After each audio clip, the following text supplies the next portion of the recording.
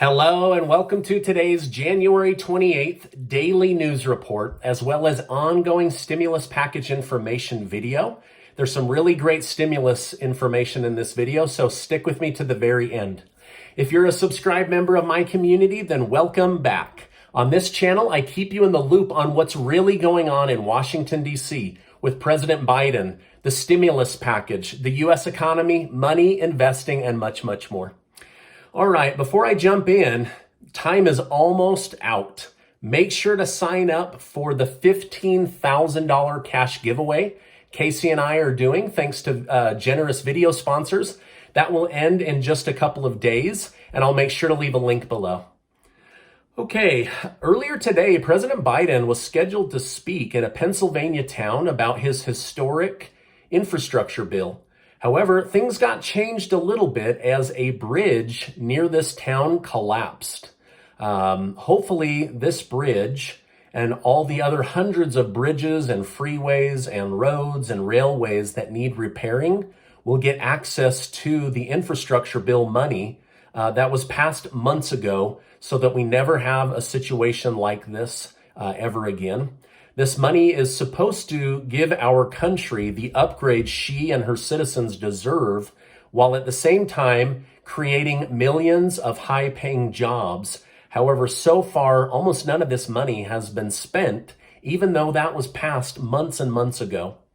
Speaking of Pennsylvania, this morning a judge ruled that Pennsylvania's universal mail-in ballot program was unconstitutional, and that going forward you will have to prove that you are unable to get out to the polls in order to vote in the state of Pennsylvania. So it looks like universal mail-in ballots are going away in the state of Pennsylvania.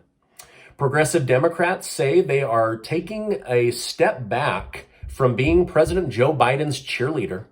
They say he is to blame for not getting their ideas passed in the previous stimulus bills. The progressives say if Biden won't push their ideas, then they won't push Biden for re-election or for future deals. They say he was popular when he acted like a far-left progressive, but now that he's behaving like a moderate, they don't care to have their name associated with his.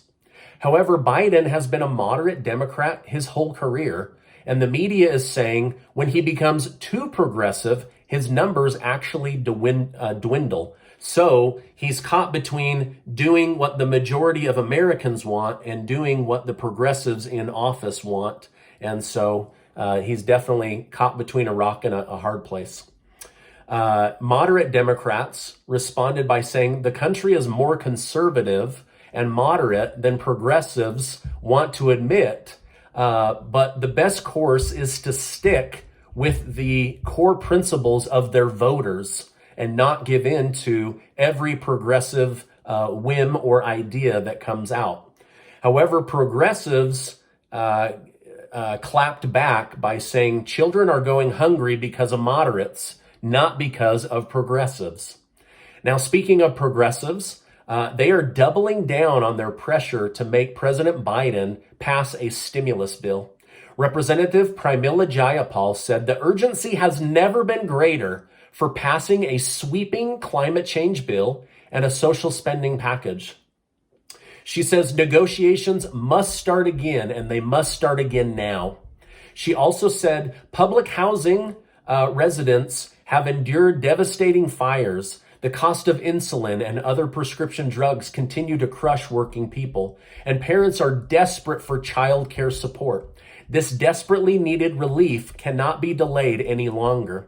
Jayapal also said the new bill needs to focus on areas of cost affecting ordinary Americans, such as daycare, big pharma gouging Americans with high drug costs, lowering healthcare costs, free pre-kindergarten, and affordable housing. She failed to mention anything about relieving the price of groceries and gas, which are the leading cause of high inflation right now. But I guess that wasn't the focus of her comments. Senator Joe Manchin mentioned in an interview yesterday that many Democrat colleagues are reaching out to discuss the spending bill. So he's optimistic that a good bill will be created very soon.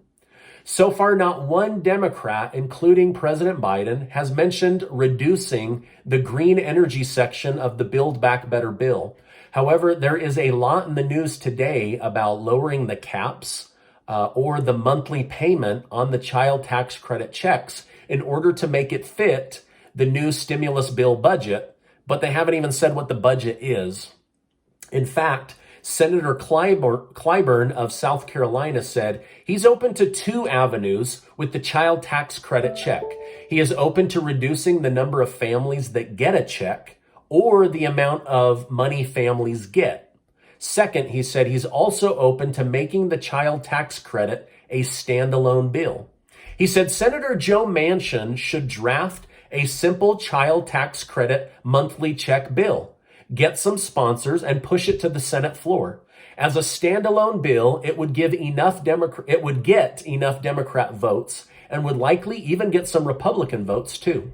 Republicans are largely against the $550 billion for green energy, but if this bill were shaved off and became a standalone bill, there are many Republicans that agree with giving the child tax credits as a monthly check versus a lump sum. So it might be an interesting route to go if it becomes a standalone bill. Now, Senator Manchin said he is very open to this idea. What he is against is households making $200,000 to $400,000 a year getting free government money to raise their kids. He said this help should be reserved for the families making less. Now, honestly, I don't think many would disagree with his logic. Families in need help, not families with excess, right? And so they need to focus on getting money to those that are most in need. Same thing with stimulus checks, right? 165 million Americans don't need a stimulus check, but about 25 million desperately need another stimulus check. And so if they were to whittle that down to those that are most in need, whether through income caps or something else, then it's a much smaller group, which means it's a much smaller dollar amount. And so I think we're heading in that direction. And so I was really happy to see just how many are ready to start discussions again and just how many are open to standalone bills. So anyway, I think it's trending in a positive direction again. Now, something also needs to happen for Americans that are on fixed incomes or lower income. The talks have been stalled since before Christmas. So it looks like we're finally starting to see communication between Manchin and other senators. We also finally see Biden and Pelosi and others being open to the idea of standalone bills. And that's a huge deal because, I'm not endorsing or opposing the green energy section, but these littler bills that really would affect your wallet and your household situation should probably be standalone bills, but they keep lumping them together. And so it makes it hard to get Republican support. It makes it hard to get all of the Democrats to support too. So these standalone bills could be a huge game changer going forward.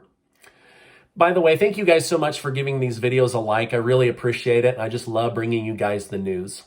Now, this is my update for today. As I know more, I will definitely come on and share more with you.